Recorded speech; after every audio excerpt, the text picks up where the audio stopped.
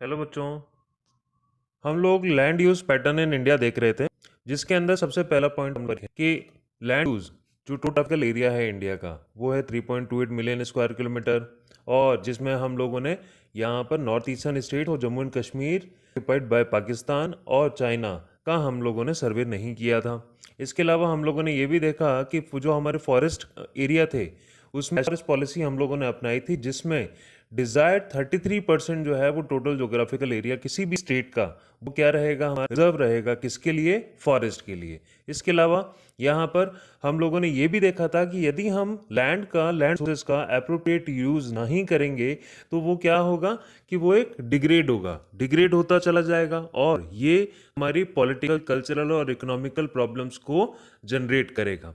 अब आती है बात यहाँ लैंड डिग्रेडेशन और कंजर्वेशन मेजर्स की। लैंड डिग्रेडेशन, डिग्रेड का मतलब होता है किसी भी चीज का खराब होना।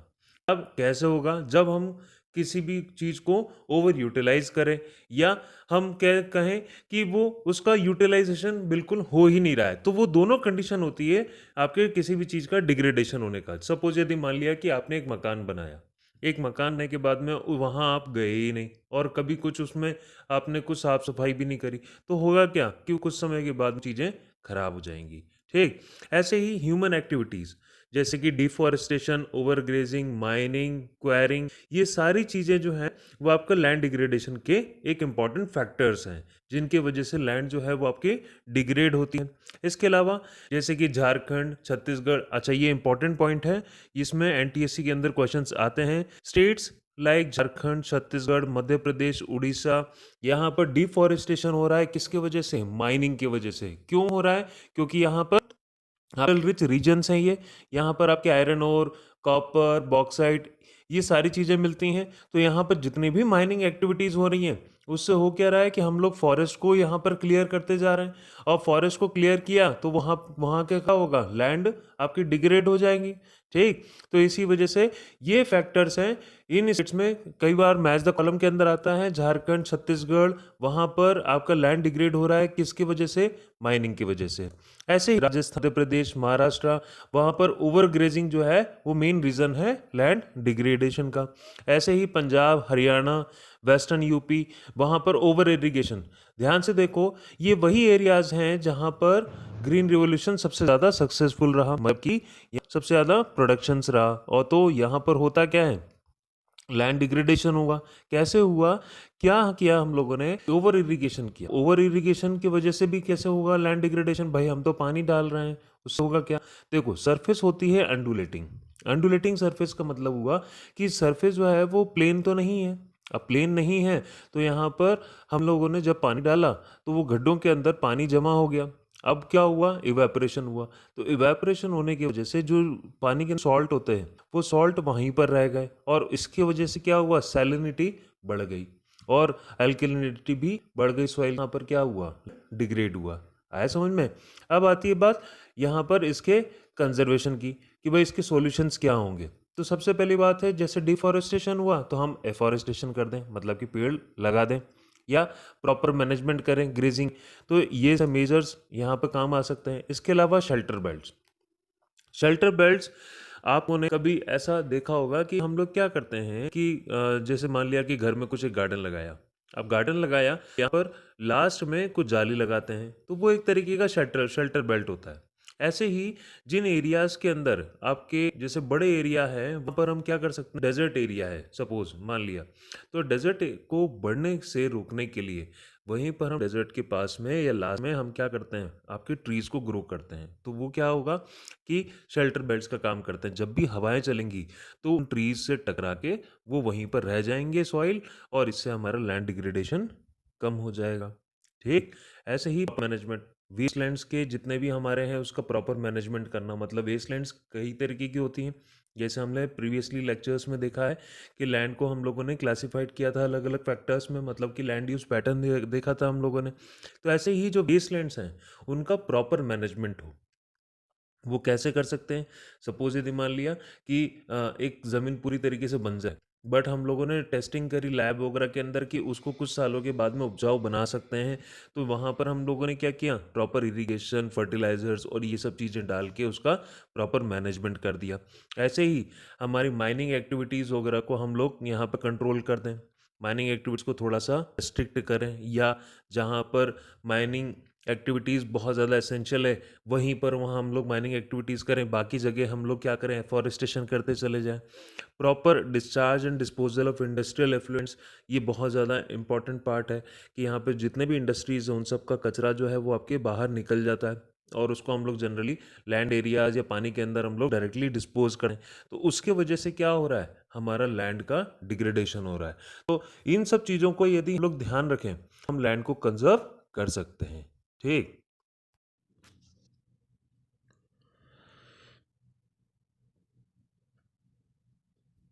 तेरी मिट्टी, आप लोगों ने गाना सुना होगा, बहुत सारे गाने जो हैं वो मिट्टी के ऊपर बने हुए हैं। सॉइल क्या है, एक बहुत ही इम्पोर्टेंट रिसोर्स है। कैसे है, तो उसके अंदर सबसे पहली बात है कि सॉइल बनती कैसे है। तो यहाँ पर हम पेड़, अपना घर, जितनी भी चीज़ें हैं वो सब हम कहाँ से ले रहे हैं, सॉइल से मिलती हैं हमको। ठीक है।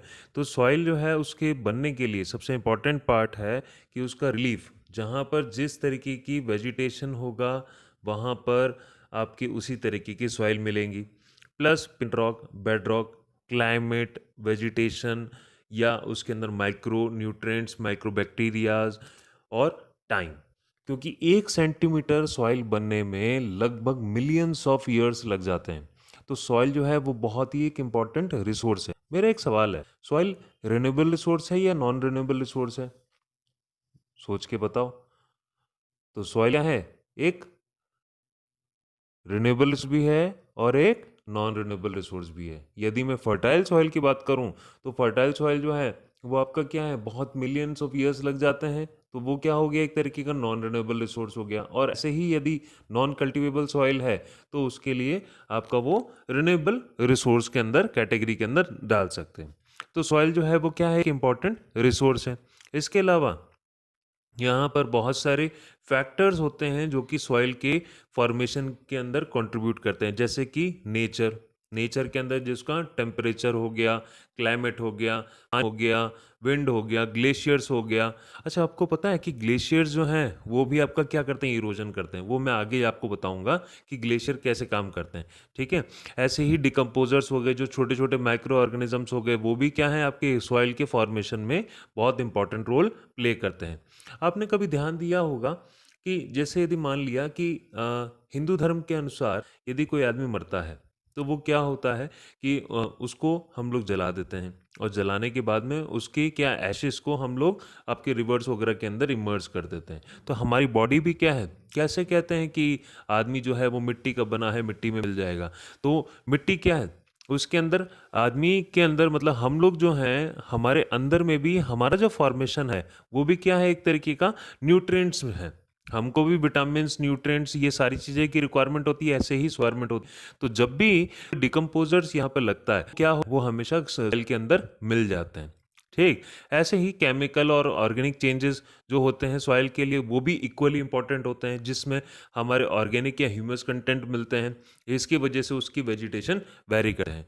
देखो, सॉइल प्रोफाइल हमारे लिए एक इंपॉर्टेंट पार्ट है। सॉइल प्रोफाइल होता क्या है कि सॉइल का क्लासिफिकेशन, जैसे यदि मान लिया कि मैं पेड़ हूँ, ठीक है, तो मेरी क्या है, सबसे नीचे मेरी जड़ें भी जाएंगी, तो वहां पर बेड रॉक, आर जो है कोई पिक्चर के होगा, आर जो है वो क्या है, बेड रॉक, मतलब कि आपका बिल्कुल नीचे वाला पार्ट, कोर पार्ट हो गया। ठीक है। उसके ऊपर आपका पेरेंट मटेरियल, पेरेंट मटेरियल उस वो भी एक क्या है, एक फैक्टर है आपके सॉइल को देखने के लिए या सॉइल के फॉर्मेशन के लिए।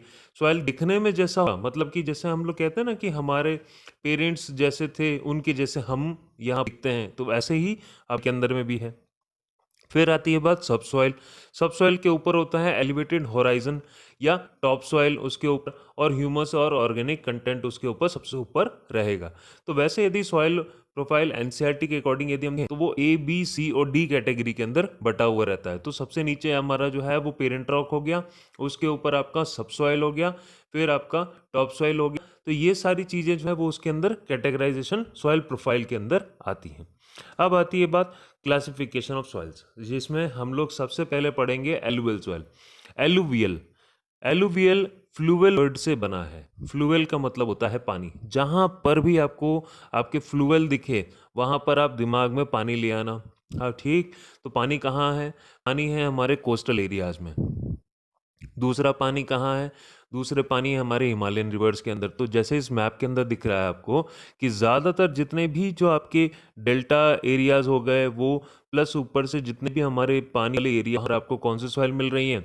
एलुवियल सॉइल मिल रही हैं। ठीक, इंपॉर्टेंट है। It is deposited bye 3 important Himalayan reverse, जिसमें इंडस, गंगा और ब्रह्मपुत्र सिस्टम आता है, जिसके अंदर पूरी आपकी रिवर्स आएंगी। तो मेनली आपकी कौन सी सॉइल मिलेगी? यहाँ पे एलुवियल सॉइल।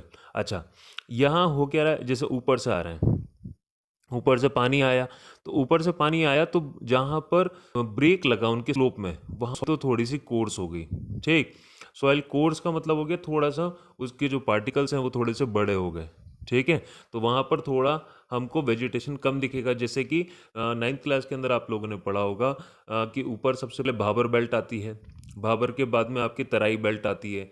ठीक, तो जो तराई वाली बेल्ट है वो आपकी वेजिटेशन वाली एरियाज़ हैं। जो भाबर वाले एरियाज़ हैं वहाँ पर आपके पानी के अंदर मतलब वहाँ पे वेजिटेशन आपको कम देखने को मिलेंगे। ठीक है, ऐसे ही जो नीचे वाले प्लेन एरियाज़ में आए तो उसमें द्वार्स, कोस, तराई, इन एरियाज़ को अलग अलग नाम से भी बुलाया जाता है।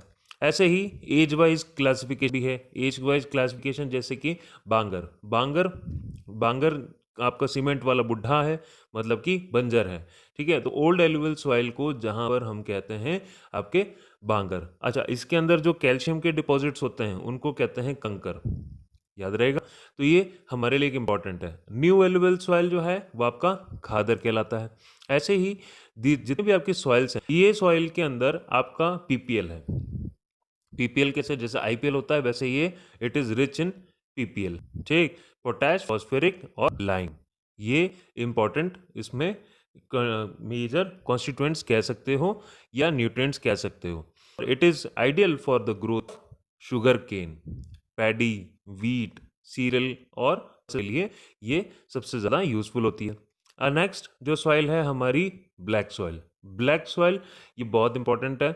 It is also known as regur soil. Regur soil भी कहा जाता है। It is also known as self ploughing soil. मैं इसको सेल्फ प्लोइंग सॉइल भी कहता हूँ। ठीक है, मैं आगे बताऊंगा क्यों कहता हूँ मैं। देखो, it is ideal for growing cotton. Cotton के लिए इंपॉर्टेंट है, इसीलिए इसको कॉटन सॉइल भी कहते हैं। अच्छा, अब मैंने कहा था इसको self ploughing soil. Self ploughing soil क्या क्यों कहा मैंने? देखो क्या होता है, जैसे हम लोग कभी कभार जाते हैं मिट्टी के अंदर, हमारे पाँव धंस जाते हैं। ठीक है, पाँव में मिट्टी चिपक गई। अच्छा, ये बहुत स्टिकी होती है, पहली बात। दूसरा, इसके अंदर क्या होगा, जैसे ही दिन के टाइम पीरियड में जब बारिश वगैरह कुछ नहीं है तो इसमें क्रैक्स डेवलप हो जाते हैं, देखा आपने। ठीक है, तो जब क्रैक्स डेवलप हो गए तो यहाँ पर क्या हुआ कि एटमॉस्फेयर से वो आपकी नाइट्रोजन जो है आपकी लेके और फिक्सेशन कर देती है, इसीलिए इसको सेल्फ फ्लोइंग सॉइल भी कहा जाता है। याद रहेगा कि इसका जो फॉर्मेशन है वो कैसे हुआ? डेक्कन ट्रैप। डेक्कन ट्रैप मतलब कि बेसाल्ट रीजन, जैसा आप ध्यान से देख रहे होंगे तो यहाँ पर ये बेसाल्ट रीजन जो है वहाँ पे आपका इसका ओवरफ्लो हुआ। मतलब कि पुराने टाइम पीरियड के अंदर यहाँ पर क्या हुआ, इसमें आपके बेसाल्ट लावा जो है वो इरप्ट हुआ और उसके वजह से यहाँ पर क्या हुआ, इसका फॉर्मेशन हुआ। तो इस ओरिजिन कैसे की? तो इग्नियस और मेटामॉर्फिक रॉक जो हैं वो आपकी ब्लैक सॉइल मिलेंगी। ठीक, कौन से एरियाज में मिलती हैं? महाराष्ट्र, सौराष्ट्र, मालवा, मध्य प्रदेश, छत्तीसगढ़ और साउथ ईस्टर्न डायरेक्शन में देखें तो गोदावरी और कृष्णा वैलीज के आसपास के एरियाज में भी मिलेंगी। इसके अलावा ये मॉइस्चर होल्ड करने की कैपेसिटी, जैसे मैंने बताया ना कि स्टिकी होती हैं, तो ये क्या है इसकी एक capacity. They are rich in soil nutrient जैसे कि calcium carbonate, magnesium, potash, lime. तो सी एम पी एल के अंदर ये आपकी यूजफुल रहती हैं, मतलब CMPL के अंदर ये रिच हैं। Important, these are generally poor in phosphoric content. Alluvial soil PPL में रिच थे, ये CMPL के अंदर रिच हैं, बट इसमें फॉस्फोरिक कंटेंट जो है वो कम रहता है। ठीक, नेक्स्ट सॉइल के बारे में बात करते हैं। नेक्स्ट है हमारा रेड और येलो सॉइल। रेड और येलो सॉइल ये डायग्राम के अंदर आपको दिख रहा होगा, जहाँ पर ये रेड और येलो सॉइल, देखो इसमें बस बेसिक डिफरेंस ये रहता है, जैसे कि आयरन है, ठीक है, आयरन की रॉड हो गई, उसमें जंग लग जाता है, ठीक है, आपने देखा होगा, जंग लगने वाली जो जंग हल्का सा पानी डालें तो वो कैसा दिखता है, थोड़ा सा ब्राउनिश और येलो कलर दिखता है। सेम चीज़ यहाँ पर भी है। तो जब आपके रेड सॉइल में थोड़ा सा यदि हम हाइड्रेटेड फॉर्म देखें तो वो आपकी क्या होंगी, येलो सॉइल। बात ये कैसे बनी, रेड सॉइल जो है वो कैसे डेवलप हुई है, it is developed on crystalline igneous and metamorphic rocks. Crystalline igneous rocks low rainfall areas हैं। क्रिस्टलाइन इग्नियस रॉक्स कहाँ मिल रही हैं, बेसाल्ट लावा। बेसाल्ट लावा के जस्ट पास में आपको कौन सी सॉइल मिल रही है, रेड सॉइल। रेड सॉइल में थोड़ा सा पानी डाल दें वो क्या हो जाएंगी, येलो सॉइल। तो ये एरियाज बिल्कुल आसपास में मिलती हैं, तो रेड और येलो सॉइल इसीलिए सारा गया है। इसके अलावा यहाँ पर ये कहाँ मिलती हैं, जैसे कि उड़ीसा, छत्तीसगढ़, मिडिल गंगा प्लेन या piedmont zone of Western Ghats. Piedmont zone last वाले जोन होते हैं वेस्टर्न घाट्स के, उन एरियाज के अंदर ये आपको रेड और येलो सॉइल मिलेंगी। इसके अलावा ये रेडिश कलर जो है वो कैसे है, क्योंकि डिफ्यूजन ऑफ आयरन। आयरन के अंदर क्या है, डिफ्यूजन हो रहा है, तो इसकी वजह से आप रेड कलर की दिखेंगी। It looks yellow when it occurs in hydrated form. तो जब इसके अंदर पानी थोड़ा सा डाल दिया तो वो क्या हो जाएंगी, येलो आपकी सॉइल हो जाएंगी। ठीक, आगे हम लोग आगे नेक्स्ट क्लासिफिकेशन देखते हैं सॉइल का।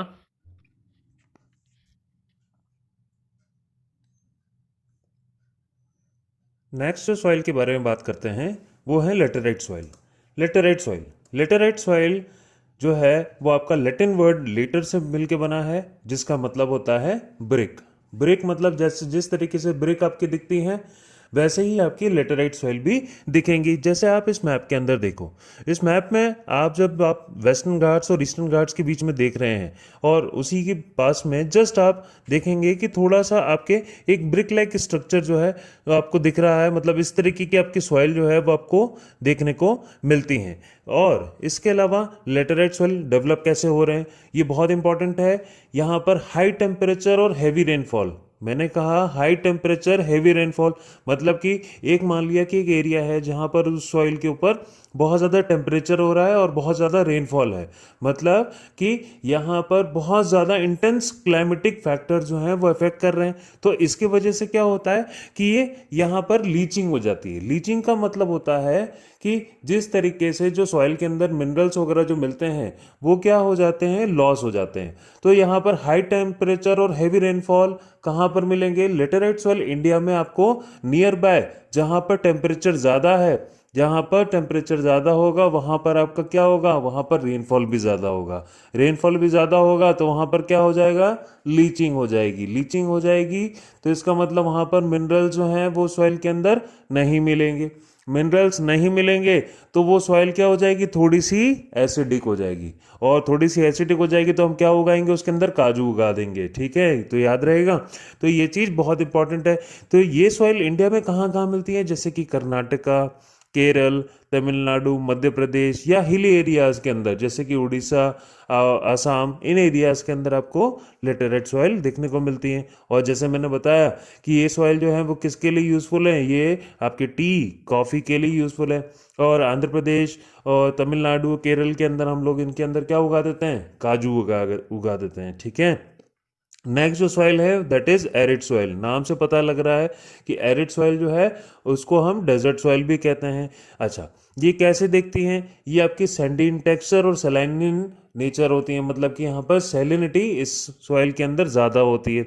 ज़्यादातर आप इस मैप के अंदर देखेंगे तो इस मैप में उन एरियाज़ के अंदर जो कि डेजर्ट एरियाज़ हैं वहाँ पर आपको एरिड सॉइल मिलेंगे, मतलब कि बहुत ही ज़्यादा टेम्परेचर ज़्यादा होगा और यहाँ पर इवेपोरेशन भी ज़्यादा होगा। तो इस सॉइल के अंदर मेनली जो है वो ह्यूमस और मॉइस्चर कंटेंट जो है वो बहुत कम होता है। इसके अलावा यहाँ पर कंकर जो लेयर फॉर्मेशंस होती हैं वहाँ पर वो रेस्ट्रिक्ट करती हैं पानी जो है वो नीचे नहीं जाए। ठीक है, तो ये कंकर लेयर फॉर्मेशंस, और कंकर जो है वो हमको पता है कि ये क्या है, these are the calcareous deposits. Old alluvial soil यहाँ पर थी तो उसके वजह से ये एरिड सॉइल का फॉर्मेशन होता है। अच्छा, हम इसको थोड़ा सा इरिगेशन करके और इस सॉइल को कल्टीवेबल बना सकते हैं, जैसे कि western Rajasthan, specially western Rajasthan के अंदर क्या है कि श्री गंगानगर डिस्ट्रिक्ट वहाँ पर हम लोग राइस उगा रहे हैं थ्रू इरिगेशन। इरिगेशन के लिए क्या चीज़ वहाँ पे प्रेजेंट है, इंदिरा गांधी कैनाल वहाँ पे प्रेजेंट है, और इसके वजह से हम इरिगेशन करके इन एरियाज के अंदर चावल भी उगा रहे हैं। मतलब आपने सोचा है कि डेजर्ट के अंदर चावल, कितना यहाँ पर ऑकवर्ड है, बट फिर भी हम लोग यहाँ पर इरिगेशन के थ्रू ये चीज़ पॉसिबल है। नेक्स्ट जो सॉइल है that is forest soil. Forest soil कहाँ पर मिलेंगे, हिली और माउंटेनियस एरियाज जहाँ पर थोड़ी सी रेन जो है वो आपके अवेलेबल है, या हम कह सकते हैं कि रेन फॉरेस्ट वहाँ पर अवेलेबल है, उन एरियाज के अंदर आपको फॉरेस्ट सॉइल मिलती है। अच्छा, इसमें एक और खास बात है, ध्यान ध्यान रखना, लेटेराइट सॉइल और फॉरेस्ट सॉइल इन दोनों के अंदर थोड़ी सी एसिडिक या एसिडिक प्रॉपर्टीज जो हैं वो उसके अंदर रहती हैं। क्यों रहती हैं, देखो वहां पर तो था हाई टेम्परेचर और हैवी रेनफॉल, यहाँ पर क्या होता है कि सनलाइट जो है वो नीचे नहीं आ पाती, क्योंकि फॉरेस्ट जो है वो थोड़े से बड़े होते हैं। अब जो यहाँ पर पत्ते वगैरह जो नीचे गिरते हैं तो वो क्या होते हैं, उनके अंदर सनलाइट पेनिट्रेशन नहीं है, तो डिकम्पोजर जो हैं वो अलग अलग तरीके से वहाँ पर एक्ट करते हैं, तो इसी वजह से थोड़ी सी सॉइल भी क्या हो जाती है, एसिडिक हो जाती है। अच्छा, these are loamy and silty in valley sides और coarse grain in upper slopes. देखो यहाँ पे लोमी और सिल्टी जो है वो क्यों कह रहे हैं वैली साइड्स के अंदर, जैसे जैसे आप नीचे की तरफ जाओगे तो वहां पर आपके कोर्स ग्रेन जो है वो थोड़े से और ज़्यादा यहाँ पर कोर्स हो जाएंगे, मतलब कि और ज़्यादा वो ग्राइंडेड टाइप में मिलेंगे, मतलब मिट्टी जो है वो काफ़ी ग्राइंडेड मिलेगी, तो इसीलिए ये लोमी और सिल्टी मिलेगी आपको वैली साइड्स के अंदर। और अपर स्लोप्स के अंदर ये क्या मिलते हैं, कोर्स ग्रेन्स मिलेंगे। अच्छा, स्नो कवर्ड एरियाज के अंदर यहाँ पर डेन्यूडेशन होता है। डेन्यूडेशन जो है वो उसका मतलब क्या होता है कि यहाँ पर डिकम्पोजिशन जो है वो, या सॉइल इरोजन जो है वो यहाँ पर ज़्यादा होगा, ठीक है, और इसीलिए ये सॉइल यहाँ पर क्या हो जाती हैं, एसिडिक हो जाती हैं, क्योंकि ह्यूमस कंटेंट जो है वो उसके अंदर कम हो जाता है। मेनली ये सॉइल इंडिया में कहाँ पाए जाती हैं, जैसे कि रिवर के टेरेसेस के अंदर या एलुवियल फेन्स के अंदर, वहाँ पर ये सॉइल आपको देखने को मिल जाती है।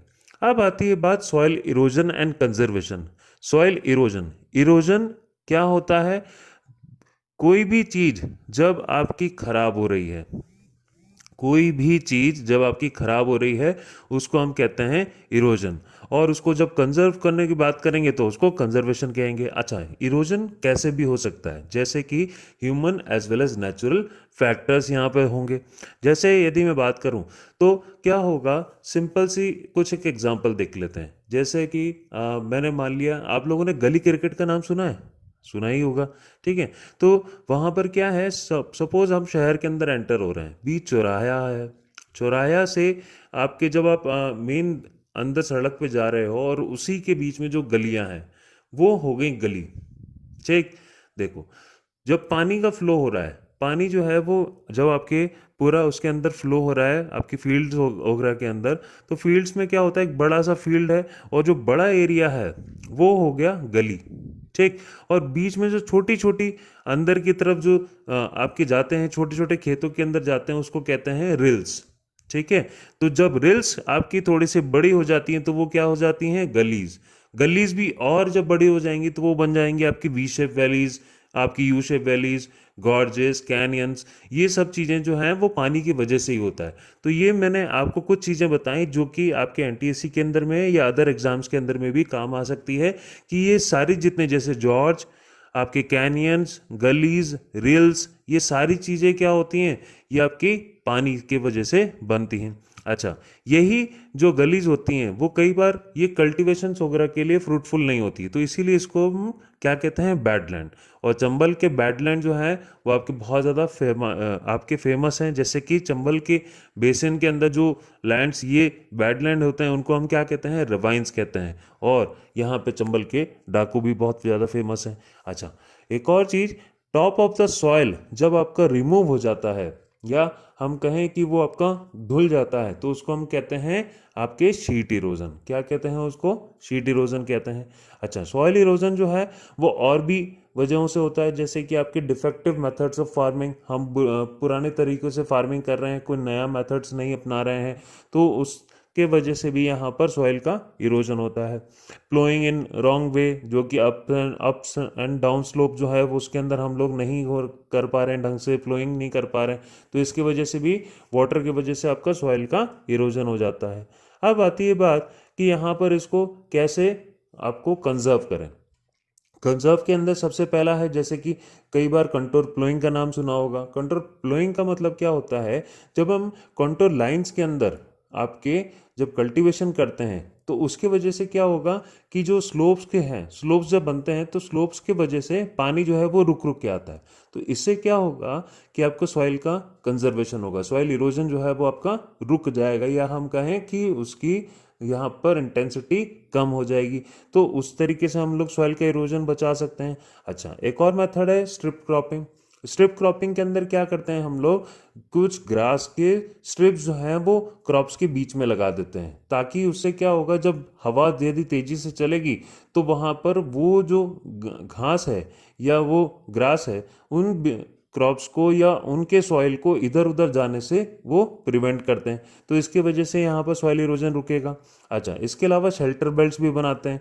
ये मेनली जो है वो डेजर्टिफिकेशन को रोकने के लिए हम लोग करते हैं। यहाँ पर क्या होता है कि हम लोग क्या कर रहे हैं, जैसे एक पूरा फील्ड है या पूरा डेजर्ट है, उसके बाद में यहाँ पर पेड़ लगा दिए हमने, बड़े बड़े पेड़ लगा दिए। अब जब हवा चलेगी तो उनसे, उन पेड़ों से टकरा कर बहुत सारी मिट्टी वहीं पर या उसके आसपास में रुक जाएंगी। तो वो क्या कर रहे हैं, एक शेल्टर बेल्ट्स का काम कर